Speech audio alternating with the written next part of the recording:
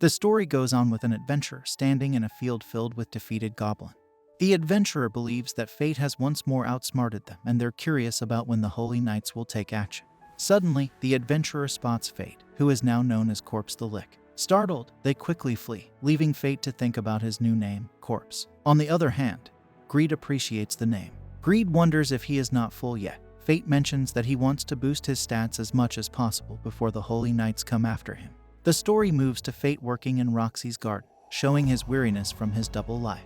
Roxy approaches Fate and tells him about a secret mission. Fate wonders if it's another inspection. They are now in a carriage heading to the land owned by the Hart family. Fate thinks this secret mission might be about harvesting grapes. However, Roxy just wanted Fate to see their grapes up close. They arrive at Roxy's farmhouse, where Roxy's mother, Aisha Hart, warmly welcomes them. Roxy tells her mother she didn't have to greet her, but Aisha insists. When she asks who Fate is, Roxy introduces him as a servant she hired and brings him forward for an introduction. Fate politely greets Aisha, introducing himself. Aisha asks Fate if he likes her daughter, and Roxy is puzzled by the question. Aisha clarifies she's merely curious about his opinion of Roxy as his employer. Roxy thinks her mother should have worded it differently. Fate responds by expressing his deep care for Lady Roxy, and how he would serve her for the rest of his life if allowed. Roxy is embarrassed and hastily leaves, claiming she needs to rest. Aisha thinks that Roxy hasn't changed and still runs away when she feels uncomfortable. She recalls how Roxy used to be quite a crybaby when she was little. Fate is surprised, as Roxy's behavior in the capital didn't give away her crybaby past. Aisha shares her concern that Roxy might be pushing herself too hard, especially after her father's death. Fate reassures Aisha that Roxy is an excellent holy knight, and that the people have great faith in her. The scene shifts to Roxy in her room, looking at a picture that reminds her of training with her father. In her memory, her father is helping her with her posture, and she expresses her desire to become a holy knight who can share laughter with the people, just like her father. Back in the present, Roxy feels like she hasn't fulfilled her promise. The story then moves to Fate and the workers harvesting grapes. A worker offers Fate some juice to help with his fatigue, and Fate finds it delicious. The worker explains that the lords have been cultivating this land for generations, and everyone in the property takes pride in creating this unique flavor. Fate wonders if this includes Sir Mason, and the worker sadly informs him that Sir Mason passed away in Galia. Fate realizes this must be tough for Lady Roxy. The worker also mentions they weren't sure if Roxy would come this year, and they are grateful that she did. Fate wonders if Roxy helps with the harvest every year, and the worker confirms that she does, as well as hunting monsters that come for food during the harvest, particularly kobolds from the valleys in the north. Fate's stomach growls, and Greed teases him about his gluttony skill craving different souls. Fate finishes harvesting for the day, and Roxy asks him to go ahead as she has more work to do. Fate notices a girl carrying a large axe on his way, and her eyes look similar to his, making him curious. He tries to use his appraisal skill but can't get any information. The girl realizes she's early for something and mentions that she came for kobolds, but she's fine with Fate taking them. She leaves, and Fate asks Greed who she was, but Greed has no information. Roxy arrives with some grapes and shares them with Fate. He realizes she went to get some for him. Roxy explains that the passing girl was a Galan, and Fate recalls that Galia was destroyed. Roxy tells him that 4,000 years ago, Galia was a powerful nation, but it collapsed due to a surge of monsters, resulting in the death of most of its people. She mentions that she's never seen such a pure Galan before and heads back with Fate. He expresses concern about the monster hunt, and Roxy assures him that she won't be alone. The workers and warriors will accompany her. The next day, the workers find their grapes destroyed by monsters. Roxy, Fate, and some warriors spy on the monsters responsible, which are kobolds. They notice something different among the kobolds, and the warriors are baffled. Greed mentions that he's nearly starving just looking at this scene. Fate checks the monster stats, realizing it's a level 50 creature named the Bringer of Lamentation. Greed explains that it's a crowned beast born from accumulated aggression over time. The workers and warriors discuss their inability to face this creature, but Roxy reassures them by stating she will slay it. Greed doubts that Roxy can handle it alone, and the warriors request a day to prepare for the hunt.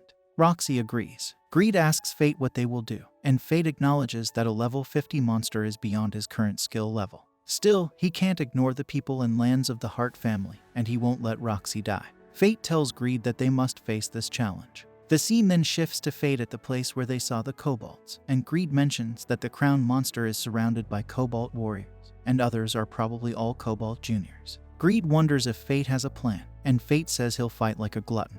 Fate transforms Greed into a bow and starts shooting the kobolds from a distance. He then engages in close combat with his sword, noticing his stats are increasing but realizing it's not enough. Fate attempts to shoot the crown monster with his bow, but the monster stops the arrows with his bare hands. Fate decides to fight the monster up close. During the battle, the crown monster uses a dangerous skill called Ruinous Strike, which can shatter bones and crush organs. Fate fails to dodge the attack, and it takes him out temporarily. A kobold pretends to attack Fate, but he was only pretending to be unconscious. The crown monster attempts the same attack on Fate, but this time, Fate manages to dodge and slays another kobold. Greed suggests that Fate should now be able to use his first level hidden art, but he needs to allocate 10% of Fate's stats to unlock it. Fate agrees, and Greed transforms into some kind of crossbow. Fate uses it to attack the crown monster, eventually taking it down.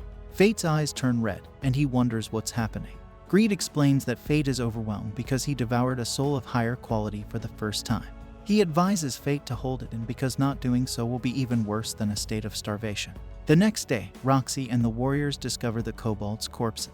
They notice wounds caused by swords and magic arrows, and Roxy wonders who could have done this. Galleons are rumored to be even more powerful than holy knights, so she wonders if it was her. Regardless, they can rest easy for now. Aisha then approaches Fate and asks for a favor to stay by her daughter's side and support her. Fate hesitates, feeling unworthy due to his hidden secret, the gluttony skill. Aisha explains that she's not asking for prestige, authority, or strength like a holy knight. It's Fate's heart that she values. She shares her own experience, being of common birth with no notable skills, yet she could support her husband. Aisha, aware of her limited time, wants Fate to take care of Roxy. She acknowledges that Fate can't answer right away, and asks him to consider it. As Fate and Roxy leave the farmhouse, Fate questions his worthiness while carrying the secret of the gluttony skill. He encounters some goblins on the way back to town but realizes they don't satisfy his hunger anymore. Greed warns him that goblins won't suffice, and time is running out. Fate needs to decide his next steps. Fate is at a restaurant, pondering if he has the right to stand beside Roxy. He overhears that Hato is joining the hunt for corpse and speculates that it's an easy way for Hato to gain glory. Fate thinks they should send Hato to the Galia expedition, but he's surprised to learn that another expedition to Galia is imminent. Fate worries about the worst-case scenario and Roxy's involvement in the expedition. She asks her father to watch over, and Fate implores her not to go, but she's already decided. Fate suspects the Velaric and other holy knights are involved, viewing the Hart family as an obstacle. Meanwhile, the Velaric supporters celebrate getting rid of Roxy.